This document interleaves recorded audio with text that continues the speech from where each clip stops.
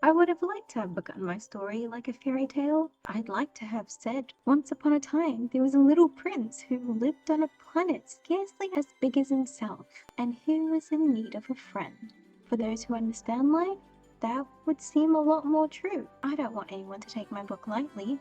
I feel so much sadness in recounting my memories. It's already 6 years since my friend went away with his sheep. If I try to describe him here, it's so that I don't forget him. It's sad to forget a friend. Not everyone has a friend. Salam world! Happy New Year and Rajab Mubarak. It's incredible that the New Year has coincided with the new moon, bringing both followers of the Gregorian and the lunar calendar together for an eve of celebration and resolutions. I'm your short and average girl from down under, and in spirit of this occasion, we'll delve into things that actually matter with the Little Prince. Precisely 2 years ago from today, I felt the need for company.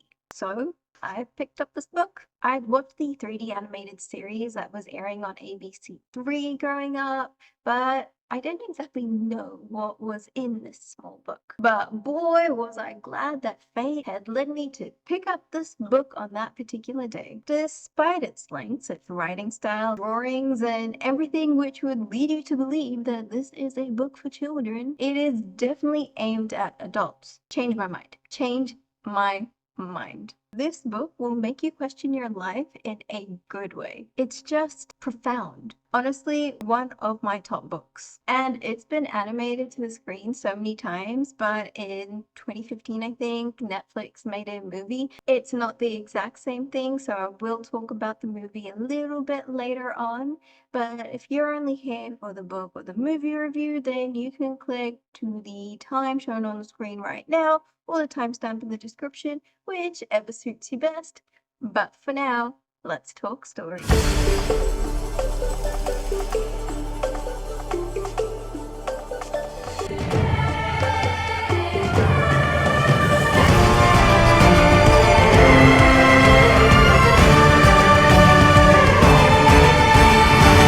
The narrator is an aviator, but that's not how we're introduced to him. Instead, we meet his 6-year-old self and how the adults around him never cared to understand him. He found adults boring, and he never wanted to be boring like them until he was. But then he meets the little prince. The little prince lives on asteroid B612, where you can see the sunrise every few steps that you take, where baobab trees grow in plenty, and the little prince's love grows. His rose. But it's because of his rose that he is now in the middle of the Sahara with the aviator that has just crashed his plane. The little prince started to doubt his rose, get annoyed with her vanity and constant demands.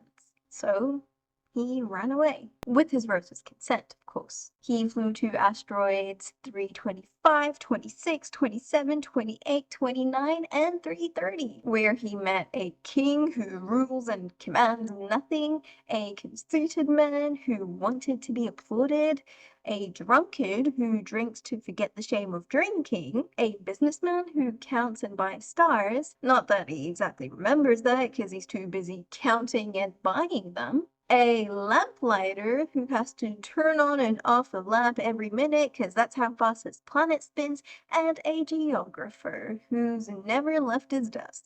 And then the little prince lands on Earth, where he meets a snake. A snake with the ability to carry you further than any ship could take you. So he walks through the desert, across mountains, without being too much impressed by this planet. And then he reaches a garden of roses, all roses like his rose, and coming to the realization that his rose is nothing unique or special, that he is an unimportant prince, he begins to cry. And that's when a fox appears. And in the book, this combo is so cute. The fox begs to be tamed so that he could have something to look forward to, something special in his life. And taming the fox took time. The little prince will set closer and closer to the fox each day, until he eventually tames him. When it came time for the little prince to leave, She is your rose. It is the time that you have devoted to her that makes your rose so important. You must return to her. And so the prince learns the value of his rose, the rose that tamed him, and he it. And finally, the little prince meets some people on Earth. First, a railway man who acknowledges that no one on the train is ever happy with where they are or what they are looking for. And then a salesman who sells pills that quench thirst so that people could save time from drinking water. Which brings us back to the aviator. Whilst the prince was telling his story, they had actually run out of water and were now in search of a well. What makes the desert beautiful is that somewhere it hides a well. And when they found it was bittersweet. Not only did the aviator finally understand the little prince, but this marked the anniversary of the prince's arrival on Earth, and they had reached the location where he had landed. The little prince asks the aviator to return to his plane and then make him back in the evening. When the aviator arrives, he realizes that the little prince is sitting on a wall talking to someone. And when he realizes who the little prince is talking to, he takes out his revolver. But it's too late. Just as the aviator had fixed his plane and was ready to go home, the little prince has also made plans to go home. But he couldn't take his heavy body with him. So the snake is gonna help. That way, he can return to his rose. But he leaves a parting gift for the aviator, his laugh. And every time the aviator looks at the sky, he can hear all the stars laughing, because he knows that out there, the little prince lives with his beloved rose. Now, the movie isn't the story of the little prince, but tells the story of the little prince. The main character is this very smart girl who lives with her very pedantic and workaholic mother. They had recently moved to this neighborhood so that she could attend some prestigious academic school. Their neighbor is the aviator. While her mother is out at work, the girl sneaks into the aviator's house, where she learns the story of the little prince and experiences the simple joys of life that she had been robbed from for the sake of her future. Now, the end of the movie sees the girl applying the lessons that she's learned. And of course, they couldn't kill off the little prince because it's a kids' movie, so instead we get given Paul Rudd acting as a knockoff Dory. Remember these. I have a rose. The movie is definitely a representation of the lessons the writers took from the book, and although I agree with the ideas of preserving innocence, valuing connection over observable and measurable things, and the pain of loss, I think by removing the darker elements of the book, the movie story misses out on the more general lesson expressed in The Little Prince: how humans create purpose. The most profound lesson in this book is taught to us through the fox's secret. We only see clearly with the heart. What's essential is invisible to the eyes. It's the time that you have spent on your rose which makes your rose so important. People have forgotten this truth, but you must not forget it. You become responsible forever for what you have tamed. You are responsible for your rose. The little prince parrots the same farewell the fox gave him in his final moments with the aviator, with his gift being his laughter, so that just like the fox will never forget the little prince when he looks at the wheat field, because the color of the wheat is the same as the little prince's hair, the aviator would remember the prince when he looks up at the stars through his laughter. We assign value to things based on how much time we allow that thing to take from us, or how much we need it. And once we assign value to it, it becomes our responsibility to maintain its value through the offer of time and attention. Value isn't determined by cost or by rarity, yet over time that has become the measure of value. Why?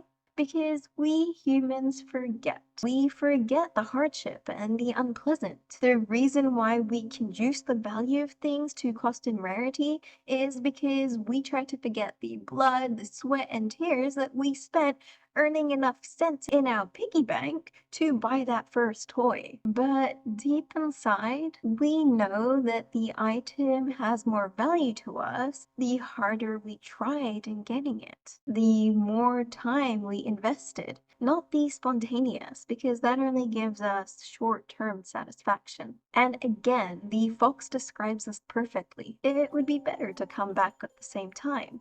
If, for example, you come at 4 in the afternoon, from 3 o'clock, I'll begin to feel happy. As the hour goes on, I'll feel more and more happy. At 4 o'clock, I'll already be agitated and worried. I'll discover the price of happiness. But if you just come at any time, I'll never know when to make my heart ready. Again, timing is what adds to the value of the thing, because we only know the things we've tamed. People no longer have the time to know anything. They buy things ready-made at the shops, but since there are no shops selling friends, people no longer have friends. If you want a friend, tame me. And then when the little prince asks how, he replies, you must be patient. Everything valuable needs time. And this is a theme throughout the book. From the rose allowing the caterpillars to eat parts of itself so that she could see it become a butterfly, or the aviator warning the little boy that he thought was annoying at the start. But we opt to forget that, reassigning the measure of value. Why? Because nothing lasts in time. And just as we wish to forget the hardship before earning the valuable, we also do not wish to cross paths with the hardship of grieving its loss. And again, I've got to quote the most OP character in this book. So when the fox and the prince were parting ways, he says, I shall cry. It's your fault, said the little prince. I didn't wish you any harm, but you wanted me to tame you. Yes, I know, said the fox. But you'll cry, said the little prince. Of course, said the fox. You have gained nothing from this. But I have gained, said the fox, because of the color of the wheat. Memories hold value which isn't bound by time, but they can only be made from something which is valuable within time. And so one must risk loss and grief to be able to have that infinite source of comfort, something to return to at any time. And that is something both beautiful and sad, enticing both longing and hope, and creating purpose. If it weren't for the little prince, the aviator wouldn't have gone and bought some pencils and paints because he had been disincentivized from drawing since the age of 6. But now he can finally draw the little prince a muzzle that works, so that the sheep that he drew for him would eat the bobas on B612, but not the prince's rose. If it weren't for the time that we spend with things, the value we assign them, no curiosity would turn into a pursuit. And without laboring and patience, no long-lasting happiness can be achieved. But this is something forgotten when it comes to victims of hubris. And this is where we get to the rest of the story. The reason why the little prince leaves B612 is because he's annoyed with Rose, and rightly so. It stems from his positive value of himself and acknowledges that he should be treated the way that he is by her. So he leaves. But this same source of positive self-worth can also develop into extensive pride or ego if they're left unchecked or unregulated. And this is what the little prince sees with the inhabitants of asteroid 325, 26, 27, 28, and 330. We'll get back to the lamplighter later. First, the king with no power. He believes that he has the right to demand obedience because his orders are reasonable. AKA, he asks for things to happen that will happen. And we see this when the little prince yawns and the king orders him not to. But when the little prince explains that he can't help it, the king orders him to yawn. To which little prince says now he can't, and so he orders him to sometimes yawn and sometimes not. And to him, this justifies ruling others. It is a title with no value, but it's a title all the same, a word which means others need to treat him special when he's really just like everyone else. The second is the conceited man, who does nothing but wish to be admired. Like to the extent that he asks the little prince to grant him this pleasure, admire him all the same. Delusional. And then the third, you've got the drunkard. And you're probably thinking, how could the drunk be egotistical? His self-esteem is literally on the floor. Well, that's because ego and self-esteem are not the same. He is ashamed of who he is, but instead of making changes so he is no longer shameful, he chooses to drown the pain of shame with the thing that he is ashamed of, leading to a downward spiral caused by avoidance, which is a way for the ego to save itself. Then you've got the businessman. A person who's so concerned with his reputation of being serious that he continues to collect stars that mean nothing to him so that he can be taken more seriously. He wants to earn more so that he can be more powerful, and he wants to be more powerful so that he can be taken more seriously. Logic that the little prince says, this man's reason is a bit like my drunkard. Oh yeah. Another spiral only ending in ego. And finally, the geographer.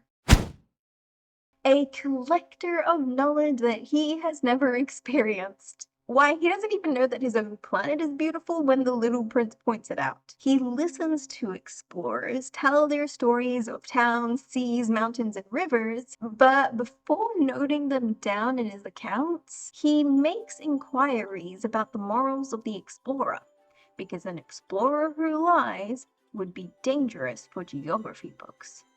Oh boy. And not only is the geographer selective with who he listens to, he's also selective about what he writes. Like when the little prince was telling him about his rose, the geographer chose to ignore him. And when the little prince rightfully pointed out that he noted that B612 had 3 volcanoes, but not a rose, the geographer replied that when the rose is gone, there would be nothing, but when a volcano goes extinct, it would become a mountain. Now, of course, each of these 5 represent a manifestation of ego. The need for control, the need of appreciation and affirmation, the need to deflect blame, the need for respect, and the lack of risk-taking and confirmation bias. But there is one more person that the little prince meets. A person he understands, tries to help, and pities. The lamplighter. This man is given orders to light the lamp at dusk and turn it off at dawn, which was an easy and beautiful thing at first, because he was able to sleep during the night and relax during the day. But then something out of his control happened. The planet started to turn faster, so the nights and days were getting shorter. But the orders never changed. And now the planet rotates completely every minute, meaning that he would need to turn on and off the light every 30 seconds. This made his life intolerable, and what he wanted most in the world was sleep. So, for those who haven't put 2 and 2 together yet, this lamplighter is meant to represent the working class, people who live in a routine set up by kings, and arguably conceited men, drunkards, businessmen, and geographers. Whilst at the same time, those people are changing the routine constantly. With the changes in the economy, technology, and information, the lamplighters are left to deal with those consequences, holding together the status quo despite despite how much more difficult it's becoming. And so, as time goes on, they have less and less time to fulfill their dreams. Instead, they have to go to and fro from train to train, not knowing where they're going or being happy with where they are. And so, they are sold things like water quenching pills, which, according to the salesman, saves 53 minutes a week. 53 minutes to spend walking very slowly towards the fountain. When I say that this book is profound, I am not saying it lightheartedly. The takeaway message from all of this is Growing up is not the problem. Forgetting is. most importantly, ourselves. Because if we do, hubris will take over and we lose all senses of the things most valuable to us. The virus of ego continues to consume all the things there are in our life, growing and growing, with us only left to give it everything that it needs without question. To overcome it, we need to risk being explorers. Leave our home-sized planets, spend time taming things to know them better, and risk loss and grief. Because the not timeless nature of our relationships is what make them valuable, make them stick with us as memories. Man, we need more stories like this. Stories that truly reshape our view of material life so that we can reconstruct it into a more purposeful manner. There is nothing really to hate about the story, and although some of the themes are more catered to adults, they are written in a child's voice, so they aren't inappropriate for kids to hear. And as for the movie, they remove all those scenes altogether, so there's no drunkard, and at the end there's no death, although the theme of death is still discussed in the movie. So for those that don't have time to read the book, yeah, go check out the movie, give it some love.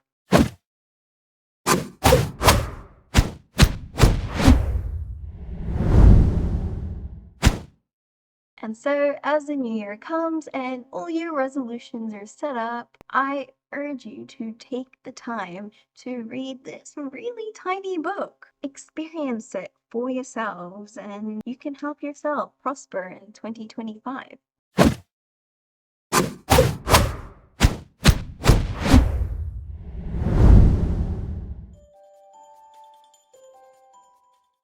The Little Prince. Truly a gift of Antoine de Saint-Exupéry before he disappeared. It's almost poetic that he would leave us without a goodbye, and the only trace of his heavy body that he had to leave behind is a bracelet to identify him by. At the end, he became the little prince that he conjured. But I really hope that this isn't my parting gift to you and that I will see you next week.